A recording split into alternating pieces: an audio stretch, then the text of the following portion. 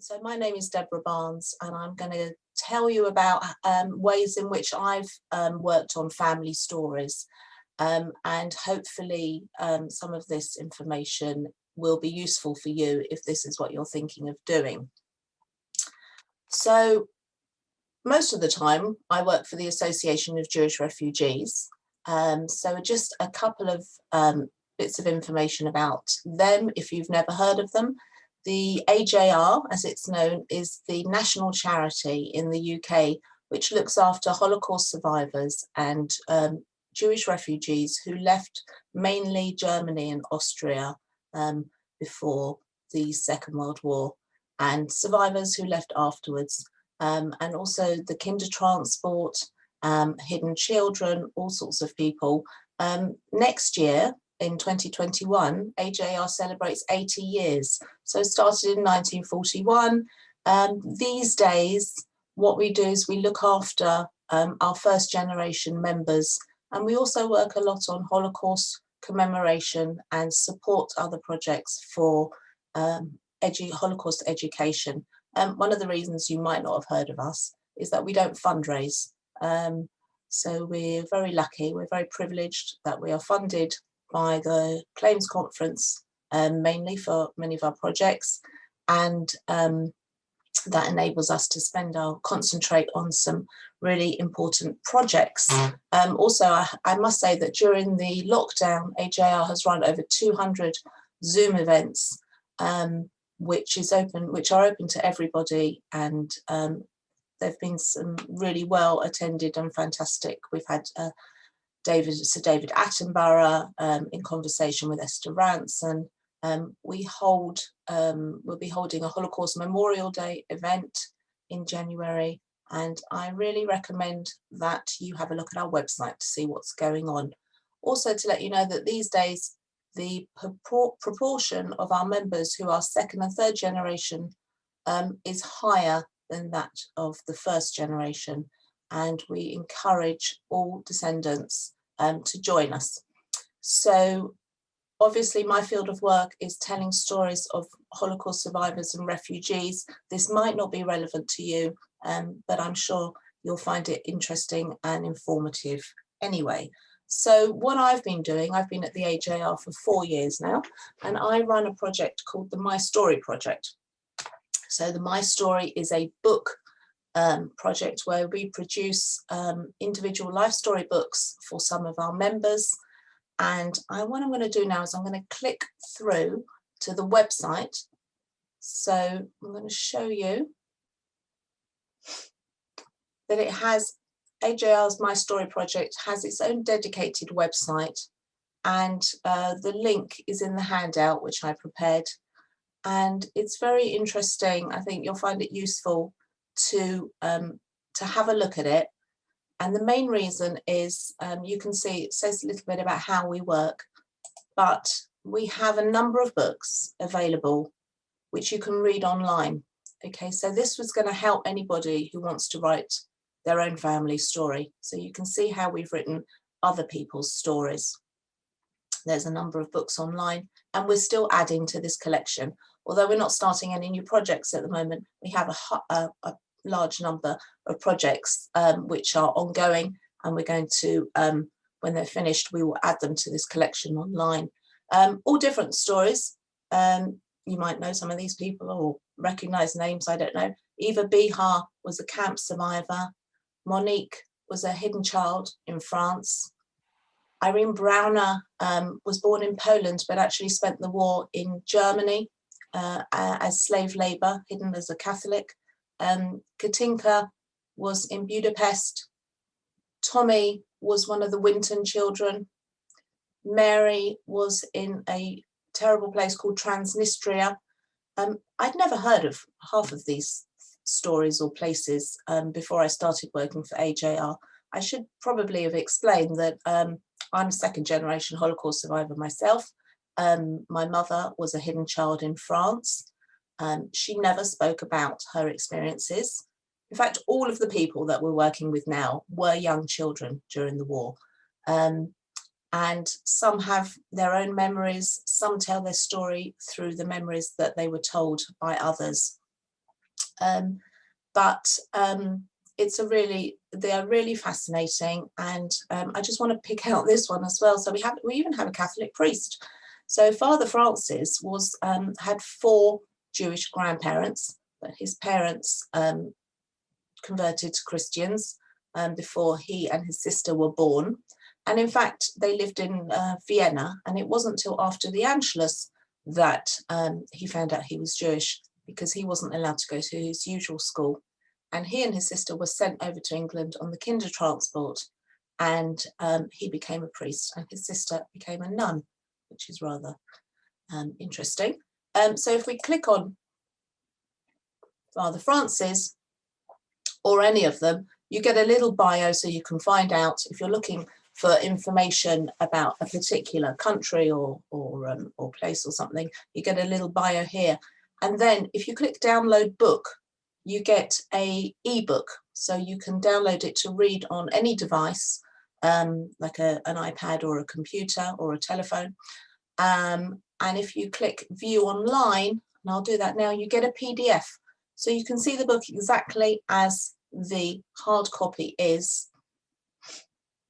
Okay, and we do it in double page spreads, because sometimes we use photographs which go over 2 pages, and you can read these and get some really good ideas about how to write a life story, and also what sort of photographs to include or documents. And also you can look at the design, see if you like the idea of the design, etc. Okay, so there are. Sorry to interrupt you. I think people can't see the screen with the website on. They can just see your the slides. I don't know if you're able to. Oh gosh. Okay, let me see. I'm so sorry. I've been talking, going on and on. How's this? Can they see this? Thumbs up? No? No, not yet.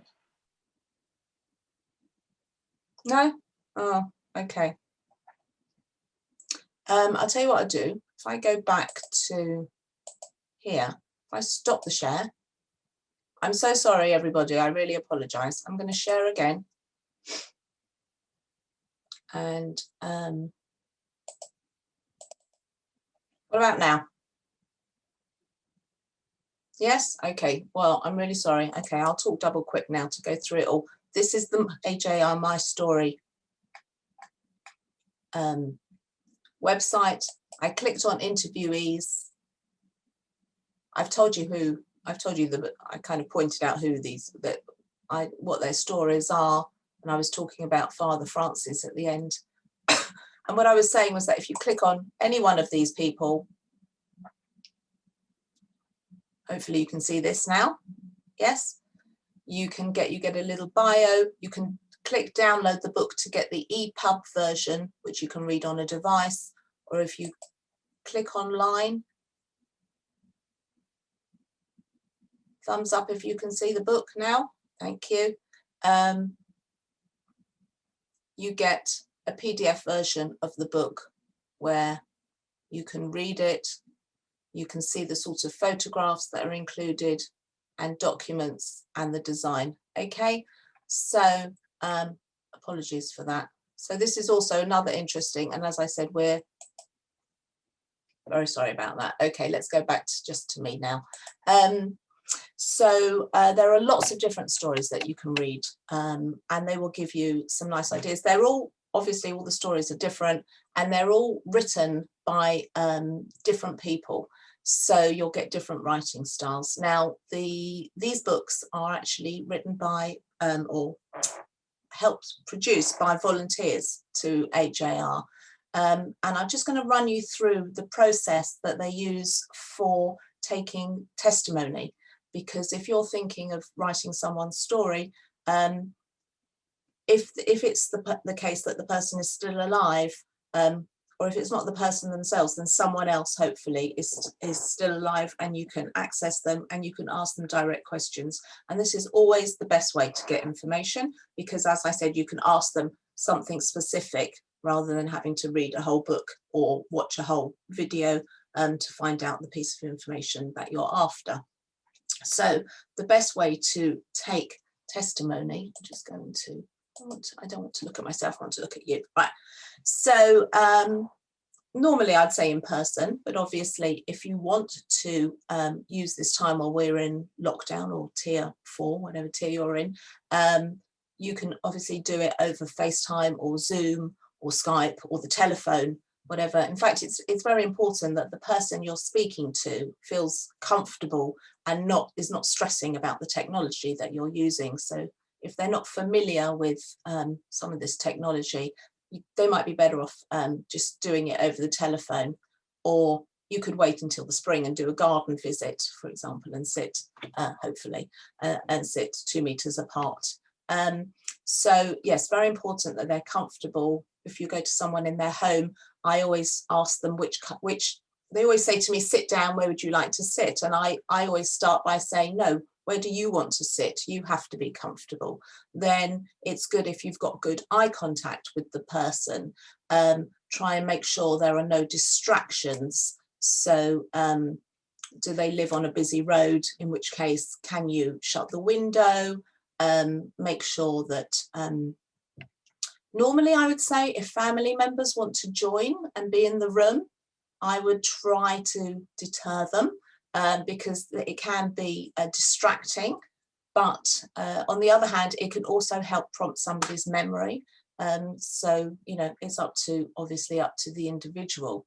Then I tend to not take notes, but to record an interview on a recording device. Used to use a little voice recorder. These days I just use my, oh, got £10. I use my phone, and I use, if you've got a smartphone, which I'm assuming most people do have, you can download any voice recorder app. I use this one, it's just called Voice Recorder. Just go to the App Store and choose the one with the most reviews.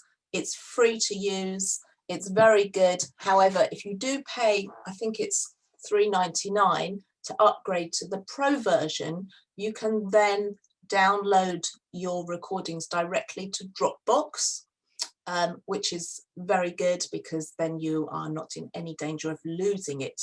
Dropbox, again, is on my list for anybody who doesn't know what it is. It's a website where you can upload files and keep them safely and share them with others. Again, there is a very good free version. You don't need to pay any money, and you should have enough space for whatever you want to store in there for the purpose of one book. For my work for AJR, I have the Pro version, which has 2 terabytes of space, which is huge, but you certainly won't need that for one book. So there are lots of different apps. These, I'm just telling you ones that I've used myself, but there are, you know, you might use Google Docs or, you know, I don't know what you use. Like I said, there are lots. Use what you're comfortable with. Another very good app, which I haven't used myself, but some of my volunteers have used, is Otter. Otter.ai, I think, for artificial intelligence. Otter is voice to text transcribing. So obviously I'm suggesting that you record these interviews and then you have to transcribe them, which is quite a laborious and boring thing to do, and very time consuming. If the person you're speaking to does not have a strong accent and speaks clearly, you could well use Otter, and that transcribes it as they are talking. So that is very helpful. One of my volunteers who I recruited during lockdown is a journalist who was on furlough, and he was experienced with Otter, and he did his book the quickest I've ever seen anybody do it, because he was using this transcription app. So I would definitely recommend trying one of those. You would have to try it out, because as I said, obviously I speak to a lot of people who still have strong German or Hungarian accents, and then it can be really difficult because you have to go through it and correct it, and in the end it's probably quicker just to type it out yourself. So you've done your interviews. I mean, you're ready to do your interviews. How do you start? I usually start with the question, where were you born? And then that usually starts the whole trail of events. If it doesn't, you can prepare a list of questions which can help prompt memories. So for example, where did you go to school? Again, I'm talking about Holocaust stories here, but they can be, you know, used in any situation. Where did you go to school? Did you have a favorite toy? You know, where did you study? Did you go on holiday? Tell me about where you lived, things like that. But usually people just carry on talking. It's best if you can get them to tell their story in chronological order. If they go off piste slightly, let them finish what they're saying and then gently take them back to the beginning again. Okay, or rather where they left off. So maybe you won't be able to interview someone, so I'm not going to spend a lot more time on this. Let's talk about, for example, if you're getting your information from other places. So when I was writing my mother's story, my mother died in 2010. I started writing her story in 2019, 2013, and she hadn't told me anything because she didn't remember anything. She was very young, she was a hidden child, and she was also very traumatized. So I had to get her story from other people. And one of the sources that I used was one of the Holocaust testimonies from the Shoah Foundation. So that's another source you can use, okay? And lots of information, obviously. There are loads of databases on the internet, and there's new information coming up all the time as well. So if you've already done your search and your research and you think you have all the information that you can, try again, do one last search, because honestly I found something a few months ago that I thought I had everything that there was to have, and I found something new, which was the name of the children, one of the children's homes that my mother was in after the war, just when she was found, and then taken to the camp for displaced children. So, you know, more information coming out all the time. So that's a very interesting thing to look out for. Okay, so you've got your information, and now the first step that I suggest you do is you write a timeline. Okay, so as I said, if you're not writing a novel, you want to write it in chronological order, really. So just write a timeline, and that will help you to see if there's anything missing, if the person might have been confused, if they've told you their story, and when you're writing it down, you think, oh, well, they said they were in this place for 2 years, but now they're saying they were somewhere completely different. So then you'll see where you need to go back and check, verify dates and places and things like that. And when you're writing it, it's very useful to have a timeline, especially if you're writing. So my book, The Young Survivors, follows 3 different people who went 3 different journeys during the war. So it was very important to have a timeline so I could see where each one was at a certain point. Okay, so timeline's really good.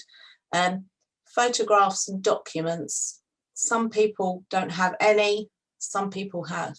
We have children, people who were children in Vienna in the 30s, who say they were the most, I think their parents took them to the photo studio every week. And they have albums and albums which they were lucky enough to come out with. They have albums and albums of photographs. So choose wisely. In any case, I would say, even if you're not going to write a story or a book or anything, if you have old family photographs, now is the time to scan them, okay? Because these deteriorate with time, and it's a job. In fact, lockdown is the perfect time, because it's a job that you always put off. You think, I can't be bothered now, I'm too busy, I'll get around to it. Honestly, do it now. Invest in a flatbed scanner. You can get a good one for £60 or £70. You plug into your laptop or your computer, super easy to use, and just scan your precious family photographs and documents, because they do, as I said, they do deteriorate with time, and now's a good time to do it. When you scan something, save it, the name of the file with the caption that you would want to use in a book. Okay, because obviously photographs, a lot of old photographs have something written on the back.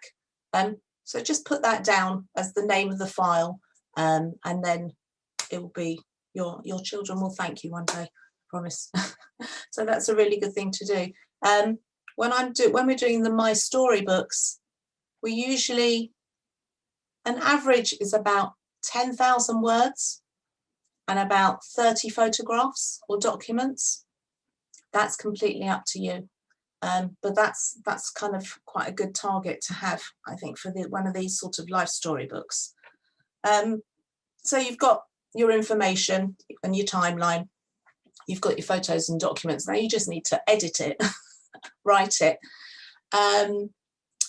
My advice about editing is sit in a room by yourself, much like I am now, and read it out loud. Read it out loud, talk to yourself. How does it sound? The My Story books, we write in the first person, as if the person who we're writing about is speaking. We try to retain something of the way they speak, so that when their children and grandchildren read it, they say, oh yeah, that really sounds like them speaking. That's exactly what they say. Don't change everything. However, if somebody transcribed what I've been saying now and I read it, I would think, oh my goodness, well, I talk a load of rubbish. I mean, no, I'm not talking rubbish, but the way you speak. So never, this is the biggest tip I'm going to give you today. Never show someone the transcription of what they've said, unedited, okay? Because they will say, I sound like an idiot, I'm not carrying on, and they won't want to do it, okay? Even if it's yourself, don't even look at it. No, you have to look at it, but you need to edit it. You need to make it sound, you need to tidy it up, you need to take out repetition, you need to make sure it sounds like a good book. Okay, and the way to do that is to read it out loud. That's how I do it anyway. You can, of course, hire a professional editor to do it for you. And if that's what you want to do, first of all, I would say I have a very good editor who I can recommend, but I don't think she could do all of your books. But if anybody is interested, please get in touch, and I can put you in touch with an editor who can help and has worked with me on many of the My Story books. The other thing I would say is to try a website called readsy.com, which is on the handout. It's reedsy.com. This is a marketplace of book editors and designers, ghost writers, things like that. Okay, so what you would do is you would do a search for the sort of thing. If you're writing a memoir, for example, you would search editor memoir, and it would come up with a list of people. You can then read what they've done, what they've worked on in the past. You can read some references. You can pick up to 6 people, and you then write what you're looking for. And if they are interested in working for you, they will give you a quote. And then you can contact them. You can always ask them to do a couple of pages as a trial, etc. Now, the nice thing about this website, 2 nice things. First of all, that they have vetted everybody on it. So you know that they are professional and they know what they're doing. The other thing is, once you sign up, you will get sent emails with links to workshops, free online talks about writing and designing and editing and all sorts of things. And it's a really good writing community, a really nice way to start. I used Readsy to find the editor of my novel, of The Young Survivors. And I also used Readsy to find the book designer who does the My Story books. Okay, so I've used it twice. You do have to pay 10% commission to Readsy over what you pay the person. but I thought it was worth the extra money because you get someone trustworthy. Okay, so when you are, so that was about the editors, but obviously, so now you have your manuscript. I think before, now it's edited and you're happy with it. Now's the time, if you're writing about someone else, now's the time to show them, or to show someone else, to show a few people. Okay, so the more people who see it, when it's in this stage, this is the time when you want to make the amendments, okay, rather than when it's been designed. And obviously once it's printed, that's it. So show it to a few people, see what they think. Then you want to, you could find a designer on Readsy, like I said, or you could, if you have more photos than words, you could design it on a photo book website, which I personally wouldn't do because I normally have more words than photographs, but I know people have done it, so that's something you can do. Oh, I can see Julian here. Hello, Julian. You're on the top row. That's handy. So I'm going to share my screen again and show you some other ways that you can produce your books. Okay, so Julian, who I just spoke to, Julian Footer, has he wrote his mother's story and he produced it in this really special, and he showed me ages ago, years ago, a couple of years ago, we were in Sandwich, weren't we? And he showed me on his iPad, this is a PDF, and he just sort of scrolled through some pages and I said, wow, that is really amazing, very beautiful. So send it to me. And I always thought, when can I actually tell people about this? And today is the day. So it's the first time I'm showing it. But he made this really beautiful story of his mother's life. Now this font, Julian created himself based on his own handwriting to make it more personal, which is amazing. And one second, please. Okay. And you can see he did it on Photoshop, created it on Photoshop. He told me, I'm just scrolling through some pages because I know there's some things I want to look for. He's put in lots of photographs. It's really lovely. The black and white photographs, by the way, scan so beautifully. I have to say, when you are scanning black and white photographs, they need to be at least 300 dpi. Sorry, I'm jumping all over the place. Getting very excited about showing all these lovely things. I mean, this is a very striking photograph that he's done here, colouring the Nazi, the swastika flag, and put in some, I presume that Julian did that himself. If we go down a bit, he's put in, oh, so when he's writing about Kristallnacht, he's used this really, again, very striking image. And it just really keeps your attention because everything is so different. And this is what got my attention, which is a page from the Picture Post, November the 26th, 1938. So he's used newspaper and magazine articles and things like that. So I think that's a really lovely way he's done it. Come back to me now. So Julian said, so yeah, so he produced it on using Photoshop, but again, I'm going to show you another one in a minute that I did on Word. You know, you don't need to be able to use Photoshop. And then obviously you've got this lovely digital version which you can share via Google Docs or Dropbox or whatever you use.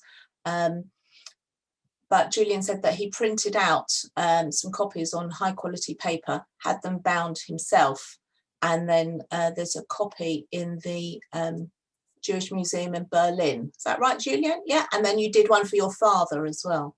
So, you know, really amazing work. I'm so pleased I've been able to show it. I'm going to share my screen again. But if you're not able to do something like that, I started off by doing, right, can you see this? The history of the Sklas family. Yes, thumbs up. Yes, lovely. Okay, so this is what I did when I was researching my own family story. All I wanted to do was I just wanted to write down a chronological history of what happened, because like I said, so these twins, one of them was my mum and the other was her twin sister, who was murdered at Auschwitz, age 6, and my mum survived. Her twin sister didn't. And these 2 brothers survived as well. Her parents, her brother, and one of the twins all died at Auschwitz. The 3 surviving children all went different. As I said, the family was just ripped apart and they all went to different places. So I just wanted to write down chronologically where each one was, because I have cousins from these 2 uncles who survived, and nobody knew, kind of, everyone just knew little snippets. So that's how I started. So I just did it like this. I put in some documents in text boxes, birth certificates, you know, put in photographs, because a whole page of text can be a bit daunting, like this one. There's a photograph. You know, it helped that my uncle, who's still alive, Jean, he had very clear memories of what happened. So this is how my book started, actually. And then when I did it and I realized the incredible story of what had happened to the 3 children, because I am a writer, and I've always wanted, my ambition has always been to be a published author, I thought, okay, well, I will write it in a novel. So that's the path that I took. Okay, so here's my book, The Young Survivors. It was published in July this year, right in the middle of a lockdown. Actually, it wasn't a lockdown. So I was able to have a socially distanced launch in my garden with my friends and family, which was lovely. And the book's doing very well. And I get lots of lovely speaking events like this, but mainly about my book. You know, I'm not going to tell you how to write a book. If you want to write, if you have an incredible story and you want to write a book, go for it. Why not? If you want to be a published author like I did, absolutely. Just be aware. It can be contentious to writing about your family. Not everybody wants to have their story in a book. And also, it's very hard work and it's a very competitive market. So once you've written it, and then you found a literary agent, which is quite difficult, they need to get you a publishing deal, which is quite difficult.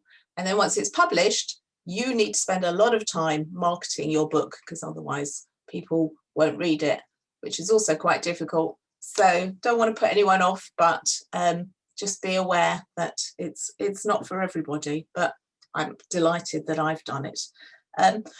Just going back briefly, if you want to, so I showed you online, but we do these hardback copies of the AJR My Story books. This is printed by a company called ukprinting.com. And I think it was the book designer who recommended them. I'm very happy to recommend them to you. I think they're excellent. They've done all the books for me. I think it's a really good company. They also offer they can help you write your book as well. They offer editing service, designing service. They do paperbacks, all sorts. You don't have to have hardback. If that's what you're looking for, have a look at their website. I think I put the link on the handout. There are lots of others, okay, but this is the only one that I've used, and I think it's really good. There are lots of companies as well who will take your money and publish your book for you. I don't think that's a bad thing. I haven't used any myself, so I'm not going to recommend anyone, but there are lots on the internet. You probably know some of them, or if not, they're very easy to find. If that's what you want to do, that's absolutely fine. Again, I don't know any myself, so I'm not going to recommend them. Right, we've got plenty of time. I'm going to just let's see my notes, sorry. So I think I've gone through all of that, and there's a couple of questions. So I'm just going to talk about now about, so the ways that I've written a story. I wrote the like the timeline, you know, on Word pamphlet, if you like, 35 pages. I wrote the novel. Oh, Julian's taking us for a walk. I don't know why you're coming on my screen. That's fine. Lovely, enjoy. And the third way that I'm telling my family story is by being a speaker in schools. I'm working with an organisation called Generation to Generation. So again, this is relevant for people who have a Holocaust story in their family. I know there's at least one person from Generation to Generation listening, so I will. But even if they weren't, I have to say I haven't done a presentation yet because I'm still working on my presentation. So they're very tough, actually. It has to be perfect before they'll put you out there, which is absolutely the right thing to do. But I have to say, I feel incredibly supported with them, by them. The training that they've offered and the technical support to help me put an audiovisual presentation together has been really excellent. And I really recommend that if you're interested in perhaps becoming a speaker, going into schools and other places and telling your family story, contact them and see and have a chat. I know they're doing a talk, I think tomorrow, maybe also at 9 o'clock, I think. I'm not sure. It's on the Limmud program, but Generation to Generation are doing a Limmud presentation. Otherwise, you can just go to their website. So I think I would definitely recommend that. I think it's really interesting, and I'm really looking forward to starting work with them. I mean, they've given training on presentation skills, on using your voice, on managing your emotions, which is something we haven't really talked about. But obviously, when I'm working with very emotive subjects, so you have to manage your emotions and the technical side of putting the presentation together. So that's all excellent. So I'm going to stop now, and I'm going to open up to questions. And I think Zach has got some. Have you got any questions, Zach? There have been a couple of questions. I think someone had asked how they can volunteer as a biographer for AJR. Okay, well, actually, as I said, we're not starting any new books at the moment at AJR, but there's always some editing work or help or proofreading and things like that. If you go on the AJR website, there is a button on the top right hand corner called join, and you can, or sign up, one of the two, and you can join, or volunteers page, and it will show you there, take you to a form where you can join or apply to be a volunteer. Probably what I should have also mentioned, what I wanted to mention, I'm going to share my screen again, is another testimony project that AJR runs, which is,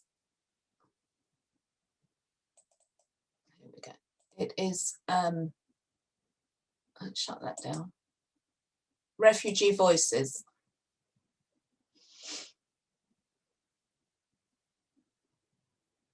So thumbs up if you can see Refugee Voices, please. Yes, lovely, thank you. So Refugee Voices is AJR's video testimony project. So it's the other way that we take testimony.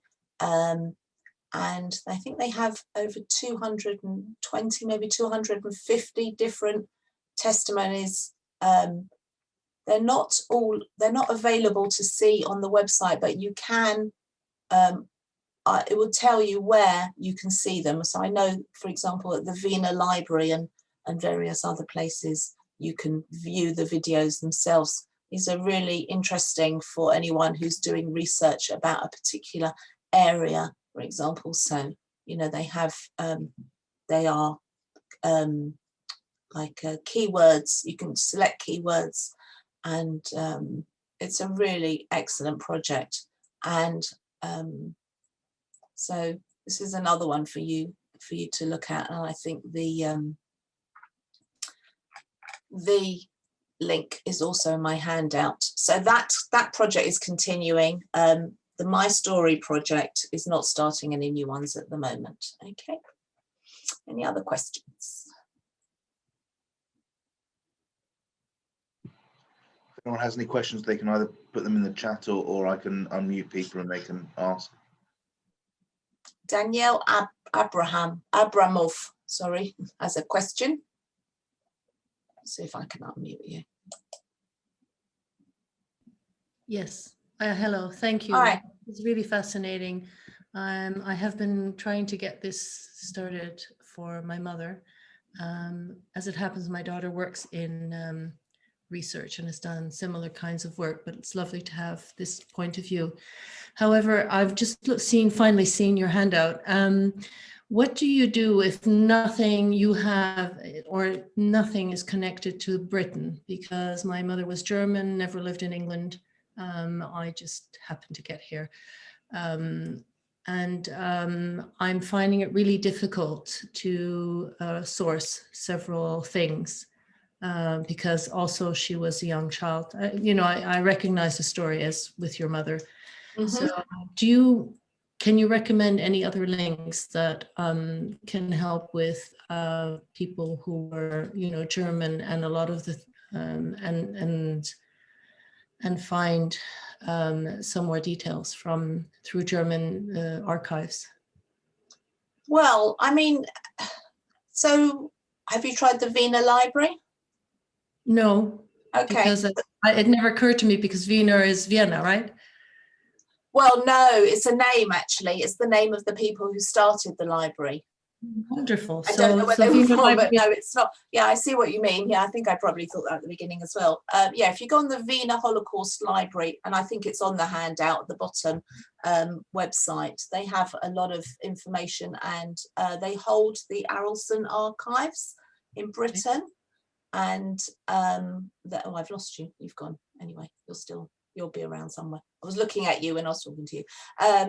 And links to other places. So the Wiener Holocaust Library is definitely a good source of information. I hope you haven't fallen. Oh, there you are. Sorry. I am there.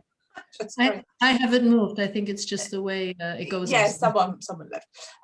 So the Wiener Holocaust Library, and I don't know. I mean, if you're looking for a particular information about a particular place or person, I would just try just Googling the name, or maybe the Jewish Gen. Right. There's the obviously. In fact, I would say in Germany, they have so many museums and archives and things. I think you'd be better placed than we are here in the UK. So you mentioned the Jewish Museum in Berlin. So that would be one place I could go and look as well. Yeah, I mean, I don't know what they were. I've been to the museum myself, but I haven't done, because my story's got nothing to do with Germany. It's about France. So I haven't been myself, but I think that's probably a good place to look. I mean, even if no, because I've been to Yad Vashem, but it's the other people who input the information. And for instance, for my grandfather, there are like 2 different dates of birth, which is quite fascinating. Yeah. But it's that information is enough. I don't want to hog your time. Thank you. I really okay. There's also the Holocaust Museum in America. The United States Holocaust Museum, also massive archives. Okay. Thank you. Okay, and I'm just going to go here with Caroline Robinson. Oh, I've lost her now. Where are you? How did you structure your novel? Was it chronological? Why did you call it a novel rather than a biography? Did it have elements of fiction, or do you mean that it's more literary? Okay, Caroline, very good question. It's not literary at all. I studied as a journalist, so I really struggled to write anything literary. It's an adventure story, I would say. Yes, I did have some gaps in the story, and the reason was that I'd read some Holocaust stories myself, some Holocaust novels, and I wanted to reach a large audience, including older children. And I thought the novel was the best way to do it. I just thought it would reach a bigger audience. I did have a few gaps. I don't know. My mother was hidden in a convent for a year. I don't know where that was. I will probably never be able to find it out. And it's a really important part of her story. So I did have to do research about hidden Jewish children in convents and place her in this generic type of convent. Also, I don't know, I just made up dialogue. Obviously, you know, I never met my grandparents, so I had to sort of imagine how they would speak and how their personalities would be. And to me, that was okay. So this is now almost a work of fiction. So that's what my publisher said. I did what they told me, historical fiction, but yes, it is my family story. Is it chronological? Well, you have to read it and find out. There you go. It's on Amazon and all good bookshops. What else? Have you had any contact with refugees from Egypt from the Suez period? No, Martin Silk, I haven't. We haven't at AJR that I'm aware of. That sounds very interesting. So if you have any information, please let us know. Amanda Devon, shall I just carry on, Zach? Yeah, right. Can you discuss writing the story of grandparents or ancestors that have passed away and no one alive remembers? Okay, well, you're just going to have to do a lot of research and on your computer, I think. And put in names, and don't forget there can always be different spellings, especially if they came from Poland or Russia.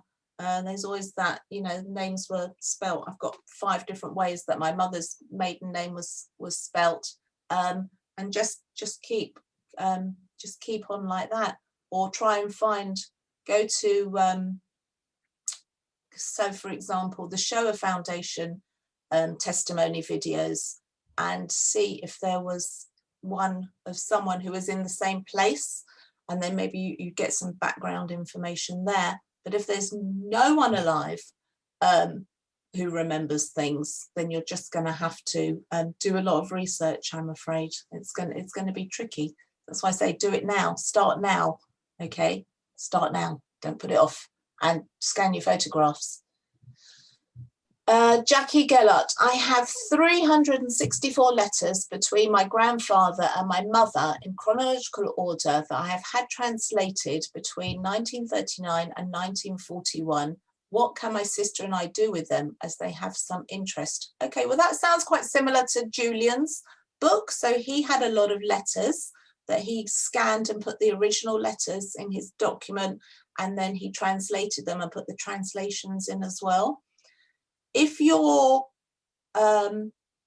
if you want to donate them, okay, you can donate them to the Wiener Library, or there are other places as well that would be very happy to take. If anybody's got any documents or photographs or letters or things that you think are of historical interest, please do consider donating them to the Wiener Library, because they keep them under excellent conditions where they will last for years, and obviously then they scan them and other people can access them via the internet. So that's a lot of letters, actually. Gosh, that's like one every 2 days, isn't it? 364 letters in 2 years.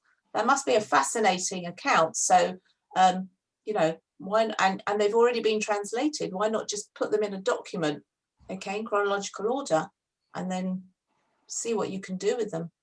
I know you're asking me what you can do with them, but I would start by printing them out, or printing them digitally.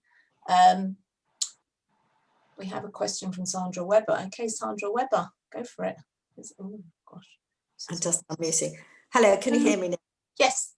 Yeah. Hello, Deborah. I'm actually going to be meeting you in a few weeks, because you're talking to Kingston Liberal Synagogue. Oh, I am. Hello. And I'm chairing that event. And oh, good. I have just finished your book, which I thought was great. But what I'm intrigued about was, a few minutes ago you showed a kind of prior document that you had produced with a lot of photographs in. And is that available to see? Because now that I've read the book, I'd really like to see those photographs. Oh, okay. Okay, I can send it to you. Oh, I didn't know if it was on a website somewhere. Or... It's not. No, it was literally just for the family, and then no, it hasn't gone further than the family. But yeah, the photographs. Yeah. But of course, I also have a website, which I think is on the handout, where I've blogged about my research. So, for example, when I went to meet Denise, the lady who looked after my mum in the orphanage, I blogged about there. I mean, I went to France 4 or 5 times to do my research, and I blogged about it, and I've put photographs in. So if you're interested in my research, it's on my website. Yeah, so the full story. But I'm pleased you enjoyed the book, and I'm looking forward to that talk. So thank you. Okay, thank you. I'll contact you separately then. Yeah, lovely. Then. Thanks.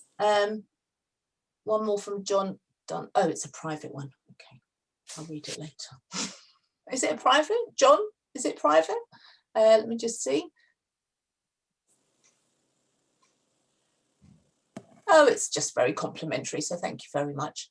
I wonder if you had anything to do with the current historical edition of the journal. No, I didn't. So, as I said, the AJR is 80 next year, and the journal is 75, because the journal was started when the AJR had been 5 years. Now, if you go on the AJR website and go on the tab that says journal, and there's a search function. So if you're searching for somebody who came probably from Germany or Austria, or some information or anything, and you put a word in the search function, you'll probably get hundreds and hundreds of results come through, and you can read copies of the journal from 1941, one a month, and there's lots and lots of information there as well. So that's definitely a really good thing to do.